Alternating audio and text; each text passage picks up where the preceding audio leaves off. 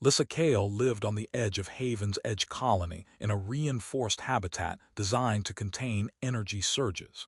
She worked remotely as a data analyst, maintained exactly 3 meters of distance from any living being, and wore insulated gloves every moment she was outside her quarters.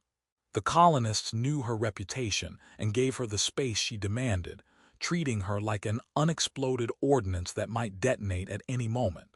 Lyssa preferred it that way. Loneliness was safer than the alternative. Her species, the Siveni, possessed the ability to absorb and redirect energy through physical contact. Most Siveni used this gift for healing or powering technology, their abilities carefully controlled through lifelong training. Lyssa's abilities had manifested during trauma, untrained and explosive, and 17 people died as a result, including her younger brother, the person she'd been trying to protect. 5 years ago, the Siveni Conclave offered her a choice: lifelong imprisonment in an energy-dampening facility or permanent exile to the outer territories. Lyssa chose exile. Better to be alone than caged. Better to isolate herself than risk another death on her hands. Her long Siveni ears, naturally expressive, she kept rigidly controlled. No emotion, no connection. She couldn't kill anyone if she never touched them. Couldn't see that look of terror in someone's eyes as her power drained their life. Couldn't live through another death that was her fault. Then Dr. Marcus Webb arrived at the colony, a human xenobiologist studying adaptive evolution, and he didn't know enough to stay away from the dangerous woman who lived alone on the edge of everything. Marcus encountered Lyssa during his second week, when he accidentally wandered near her habitat while tracking a bioluminescent species. She was outside performing maintenance on her communication array, and the moment she saw him, her entire body went rigid. "Stop!" Her voice was flat, cold, 3 meters no closer. Marcus stopped immediately, hands raised. He introduced himself, explained about tracking creatures, apologized for the intrusion. Lyssa didn't relax. Her long ears remained flat against her skull, severe threat posture his xenobiology training identified. "You need to leave, and you need to stay away from this sector. I'm dangerous, not metaphorically, actually dangerous. Physical contact with me can kill you." Marcus had heard rumors, but seeing her up close, the rigid control, the genuine fear beneath the cold exterior, the way she positioned herself to maintain maximum distance, he realized she wasn't threatening him. She was terrified of herself. He thanked her for the warning and left as requested, but something about the encounter bothered him. Over the following weeks, Marcus researched Siveni abilities, learned about the incident on her homeworld, read reports that framed her as a dangerous anomaly requiring isolation. But the reports didn't mention the brother she was trying to save, or that her abilities manifested during trauma rather than through malice. He started seeing her around the colony, always alone, always gloved, always maintaining that precise 3-meter distance. He watched how other colonists treated her, with fear, suspicion, or by simply pretending she didn't exist. And Marcus realized Lyssa had internalized their treatment, had come to believe she deserved isolation, that her existence was inherently dangerous. One evening, he found her in the colony's hydroponics bay during off-hours. She was sitting among growing plants, gloves removed. The only time she allowed herself that freedom was around non-sentient life. Lyssa's head snapped up as he entered, ears flattening. 3 meters, she said immediately, reaching for her gloves. But Marcus didn't approach. Instead, he sat down exactly 3 meters away and started talking about his research, about the colony, about nothing important. Lyssa stared at him like he was insane. "Why are you here? You know what I am." "I know you're someone who's been alone too long," Marcus replied simply. "And I thought you might want company, from a safe distance." Despite everything, Lyssa didn't send him away. Against all Lyssa's instincts, Marcus became a regular presence in her life. He showed up at the hydroponics bay during her scheduled times, always maintaining exactly 3 meters, always talking about his research or asking about her work or discussing colony gossip. Lyssa told herself she should discourage this, should drive him away for his own safety. But the truth was she was starving for connection. 5 years of isolation had eroded her humanity in ways she didn't realize until someone reminded her what conversation felt like. Marcus treated her like a person rather than a hazard. He asked her opinion on his research, shared his terrible jokes, brought her data problems he struggled with because you're better at pattern analysis than our entire research team. Slowly, Lyssa began to thaw. Her ears started expressing emotion again, curiosity, amusement, even contentment during their quiet moments among the plants. She started looking forward to their meetings, allowing herself to care whether he showed up. One evening, Marcus asked about her abilities, not with clinical detachment but with genuine curiosity about how they worked, what they felt like, whether she could control them at all. Lyssa explained. Sivani absorbed energy through physical contact, bioelectric, thermal, kinetic. Properly trained, Sivani used this for healing.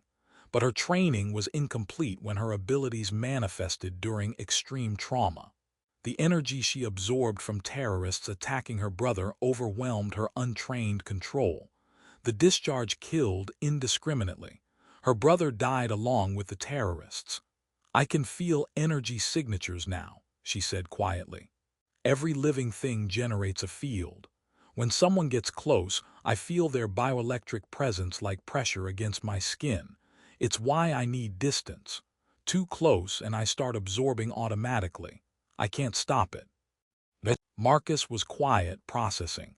Then, is there a distance where it's safe, where you can be near someone without absorbing? Lyssa's ears flattened. Why would you want to know that? Because 3 meters is too far for a friend, Marcus said simply. And I'd like to be closer, if there's a way to do that safely.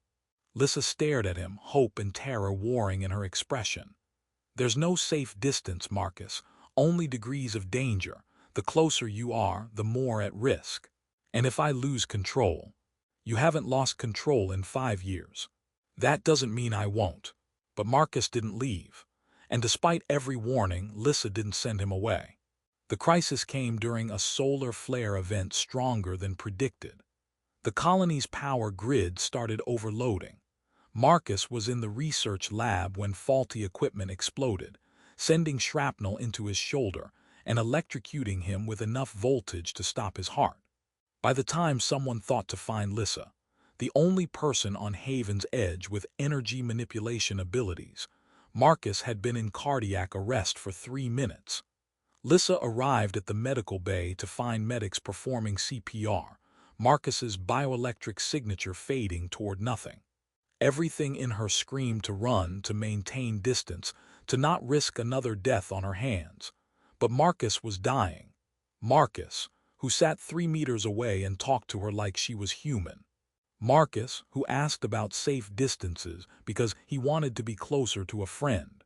She stripped off her gloves and pushed past the shocked medics, placing her bare hands on Marcus's chest. His bioelectric signature was chaos, disrupted rhythms, cellular damage, systems shutting down. Lyssa did what she'd never successfully done. She absorbed the chaotic energy, pulled it into herself where it burned and screamed, and then carefully, so carefully, channeled regulated energy back into his system, jump-starting his heart, stabilizing his cellular functions, repairing the worst of the electrical damage. The medics watched in stunned silence as Marcus gasped back to consciousness, his heart resuming normal rhythm. Lyssa pulled away immediately, staggering, her entire body shaking. She'd done it. She'd used her abilities to save someone instead of kill them. For the first time since her brother died, she'd proved her power wasn't only a weapon. Marcus recovered over the following days, and Lyssa avoided him, terrified of what she'd felt when she touched him, of how easy it would have been to take too much, of how close she'd come to losing control. But Marcus, stubborn as always, came looking for her. He found her in her habitat, door locked, refusing to answer. So he sat outside and talked through the door. "I know you're scared. I know you think touching me was dangerous. But Lyssa, you saved my life. You controlled your abilities under extreme pressure and brought me back. That's not dangerous. That's incredible. I could have killed you. Lyssa's voice came through the door, raw with unshed tears. The medics said another 30 seconds and you'd have been beyond saving. I felt your signature fading. I was terrified. But you didn't kill me. You saved me. Silence, then. Don't talk to me, Marcus. I'm dangerous. I always will be. Today was luck, not control. Next time. The door opened. Marcus stood there in medical wraps, looking stubborn and alive and refusing to fear her. There won't be a next time, because you've proved you can control this, and I trust you. You shouldn't. Too bad, I do anyway. Marcus extended his hand, bare, ungloved, offering contact that could kill him if she lost control. I know what you can do. I know the risks, and I'm choosing to believe in you anyway. Because isolation isn't keeping anyone safe, Lyssa. It's just keeping you alone. Lyssa stared at his offered hand, her long ears trembling with emotion she could no longer suppress. Every instinct screamed to refuse, to maintain distance, to protect him from herself. But Marcus's bioelectric signature was steady, warm, alive because she saved him. And maybe, just maybe, that meant she wasn't only dangerous. Maybe she could be trusted. She reached out slowly, her bare hand trembling, and Marcus didn't flinch. Their fingers touched, and Lyssa felt his bioelectric signature, calm, steady, trusting. She absorbed nothing, took nothing, just experienced the simple miracle of contact without catastrophe. Marcus smiled, his hand warm in hers. See. Safe. Lyssa's tears finally fell, her long ears expressing the overwhelming relief and terror and hope she'd kept locked away for 5 years. I'm still dangerous. Maybe, Marcus agreed. But you're also brave and brilliant and worth knowing. And I'd rather hold the hand of someone dangerous who's trying than keep 3 meters from someone who's given up. Over the following months, Lyssa slowly rejoined the colony's community. She trained with medical staff, learning to use her abilities for healing under controlled conditions. She still wore gloves most of the time, still maintained careful distance with most people. But with Marcus, she allowed closeness, because he showed her that compassion can quiet even the most dangerous power, and that sometimes the bravest act isn't fighting the darkness but holding the hand of the one who lives in it. Years later, when Lyssa had become the colony's premier emergency medical specialist, saving lives with the same abilities that once took them, she still remembered the moment Marcus reached for her hand. The moment someone refused to fear her enough to show her she didn't have to fear herself. She'd warned him she was dangerous. He'd simply reached for her hand anyway. And in that touch, she found what she thought impossible: peace. Not because the danger disappeared, but because